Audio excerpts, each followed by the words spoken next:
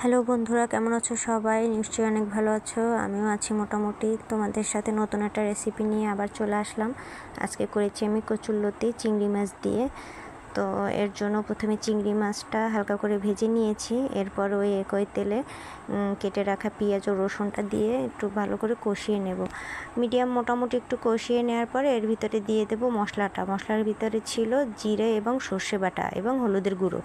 আমি শুকনো মরিচের গুঁড়ো তরকারিতে তেমন একটা খাই না, যার কারণে কাঁচা মরিচ ব্যবহার করব।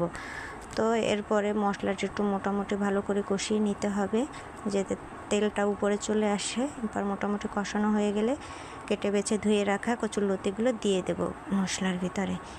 দিয়ে অল্প আঁচে ঢেকে ঢেকে কচুরলতিটা ভালো করে কষিয়ে নিতে হবে, না হলে গলা চুলকানোর একটা ভয় থাকে।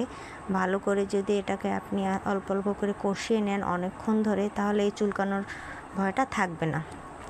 তো আমার মোটামুটি কষানো হয়ে গেছে। এরপরে সামান্য জল দিয়ে ঢাকনা দিয়ে ঢেকে দিতে হবে। ঢেকে অল্প কিছুক্ষণ রান্না করলেই হয়ে যাবে কচুরলতির রেসিপিটা। আর এটা আপনারা বানিয়ে দেখবেন, অল্প সময়ের ভিতরে হয়ে যাবে। খেতে কিন্তু দুর্দান্ত ছিল। আমাদের দুইজনের জন্য অল্প একটুই করেছিলাম এই।